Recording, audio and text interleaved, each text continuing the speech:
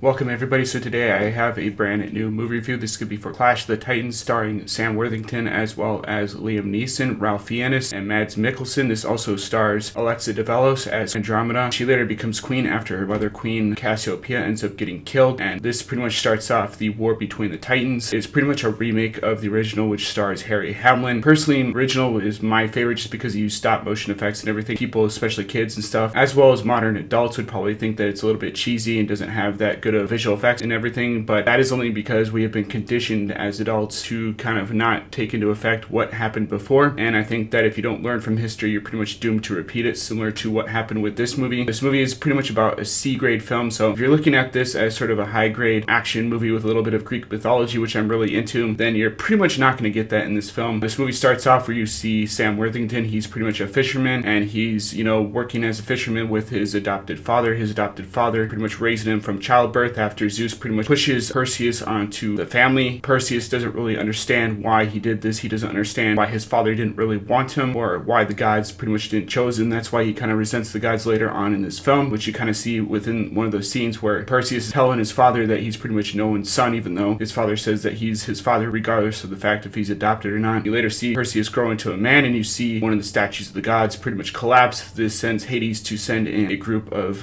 creatures, mythological creatures, to attack them and take down the armies that pretty much knock down the statue. You see a little bit of a confrontation between Zeus and Hades on Mount Olympus. They're kind of arguing whether who's in control or not. Pretty much Hades being the ruler of the underworld, whereas Zeus is the ruler of Mount Olympus. And you see some of the other gods in there, as well as Poseidon, some of the other legendary figures in Greek mythology, which I honestly wish they would have done a little bit more with the other gods in this movie. I know that there's a way that they could have had a little bit of each of gods within this film, and that would have made for an even better film. But needless to say, we didn't get that within this movie. This leads to Perseus pretty much taking up arms after his father is killed. His boat capsizes within the attack. You see Perseus trying to save his father, and he ends up dying, which is kind of a horrific and sad sort of thing because pretty much everyone in his entire family has just died, the people that helped raise him. Zeus tries to offer him salvation within Mount Olympus. He wants to kind of raise Perseus to become sort of this demigod, this half human, half god, and Perseus pretty much declines him. He says that he's going to go and attack pretty much the gods and kill them, similar to what Kratos did in God of War, which this movie, or at least the original film, definitely did inspire God of War in a lot of ways, especially the fact that they have Harry Hamlin play Perseus in God of War 2, which I think was pretty cool that they kind of had sort of someone who was in Clash of the Titans in sort of a video game that is pretty much reminiscent of that. Perseus ends up going to Argos, and Argos comes under attack by Hades once again. Hades getting kind of pissed off, as well as Zeus, played by Liam Neeson, when Queen Cassiopeia, she pretty much says that, they are better than the gods, that they are more beautiful and more sort of worthy of godlike status, and that sends Hades, because, Zeus doesn't feel that way. He's like, yeah, no, you can't be saying that crap because I am pretty much the ruler and the king of the entire world. And eventually Perseus attempts to attack sort of the god and ends up getting knocked out. He tries to go again, but one of the messengers from Zeus ends up telling him to stop and that he'll have his chance later on, which he eventually does. This leads to the scorpion fight sequence, which I think is a really cool fight sequence in this movie. Now, it is a little bit shorter than some of the other fight sequences within this film. There are a couple action sequences, especially some that are really good, which I think could have been a little bit better if the CGI was a little bit more on par with today's standards. But you see Perseus come out on top. He pretty much kills one of the scorpions that is attacking them, also played by Mads Mikkelsen as well as Ralph Fiennes, which is kind of interesting because Mads Mikkelsen eventually went on to play one of the main characters in Rogue One, and he's actually a really good actor, and I really wish that he would have sort of more parts in future films, but I'm sure that that's going to happen at some point in time. But Perseus ends up taking out the scorpions. They forge a shield out of the scorpion armor to eventually fight Medusa. Medusa, as we know, is sort of a human, sort of snake-like creature because she has snakes dangling down from her hair, and she's kind of one of those creatures in mythological Greek myths that was kind of killed and then turned into sort of this monster by Zeus and sort of the gods. And it's kind of horrific what they did to her in Greek mythology, but this movie kind of turns her from this horrifying creature to this kind of seductress, which she kind of was in Greek mythology anyway, but she was a little bit more ugly in terms of how they viewed her, from going from this beautiful person to being this ugly creature in Greek myth. But in this movie, they kind of make her sort of a little bit more attractive, which I think is kind of weird. I think they hired sort of a model or something like that to kind of CG her after in terms of this movie, and eventually Perseus kills Medusa, slaying the goddess and taking off her head, which he will eventually use to kill the Kraken. The Kraken is this mythological beast that is pretty much trying to take out Alexa Davalos' character. She plays Andromeda, and as we know, Andromeda is pretty much tied to this sort of like crane type thing and then lowered towards the sea, and then you see the monster kind of break surface and everything, which you do see in this film. Perseus actually riding on top of Pegasus eventually eventually using sort of the Medusa head to kind of turn the Kraken into pretty much stone and killing him. This leads to the Kraken kind of crackling, crumbling to the ground, and then eventually drops into the sea. And you see pretty much Perseus save the day. You know, he's offered the role of king within Argos, but Perseus ends up turning it down. He's like, I would pretty much serve you better as a man, even though, you know, the messenger is pretty much like, you'd be better serving us as our leader. And he's like, no, I'm pretty much gonna stick to being a fisherman. And that's kind of where this movie leaves towards the end of the film. Like I said, this is a really good C-grade movie. Even the person who plays Francis in Deadpool is in this movie, and he was actually really young in terms of this film. This movie came out in 2010, and for its time, I think it was really revolutionary because this came out right after sort of the success of Avatar, so they're kind of pushing really hard on sort of the 3D imaging and stuff like that in the 3D films. And while I don't really like 3D because I feel like it kind of takes away from the aspect of the 2D nature of film and cinematography and everything, I really did like seeing this in the theater with my dad in 3D. I know he didn't really like this movie, and he was pretty much falling asleep. If you're not really invested in sort of the Greek mythology and Greek culture and stuff like that, you're not going to really enjoy this film. This is different taste, and it's produced by the same company that made 300, which was Warner Brothers. And I hope that one day they kind of give us an adaptation of Clash of the Titans that we can kind of all enjoy, because this movie definitely has these moments where it kind of makes you want to go to sleep, put you in sort of a resting state, which I know several times while watching this film I eventually did fall asleep, but that was probably just because I was tired and beat from work. But you have to be in the right sort of mood to want to watch this movie, and this movie's now on Netflix, so I definitely highly recommend you guys checking this out. So that is why I'm going to give Clash of the Titans a C. I think the visual effects of this are great. The story is pretty good. There's a couple different one-liners that I think are really great within this film. I won't really spoil those for you in this review. There's some really great music and stuff that kind of harkens back to the original Clash of the Titans film, which I definitely want to review at some point in time. And sort of the original Clash of the Titans had a little bit more of a hard R, even though it's still a PG film, because there's definitely sequences of nudity within that movie. And it's kind of weird growing up because as a high schooler, they kind of played the original Harry Hamlin Clash of the Titans, and it was kind of weird seeing sort of the stop motion, because I had never really, besides King Kong, seen stop motion used within a live action setting. So it was a really interesting experience watching that, but it was a little bit weird seeing, you know, in the original Clash of the Titans, they're really pushing for that nudity and stuff, and it was really weird kind of at a young age being exposed to that and stuff and seeing sort of the nudity displayed on the screen. But I think for its time, it was pretty much perfect and stuff, and nowadays they can't really get away with as much as they could with the original Clash of the Titans in terms of nudity and stuff, which I think is a real shame. Like, I don't know why SJWs kind of think that, you know, just because a girl is kind of half naked within a movie, that must mean that she's not empowered in some way. That's besides the point. You know, I really do love some of the aspects of this film, and I really do like the Ray Harryhausen classic. So if you're a fan of the originals, you should definitely check this out. I did eventually see Wrath of the Titans in theater, which I didn't really like as much, but it had some really cool action sequences. I really wish they could have done something like War of the Titans or something like that, but maybe they'll do sort of a remake and do that and have kind of like all the gods and people like Perseus kind of clashing together,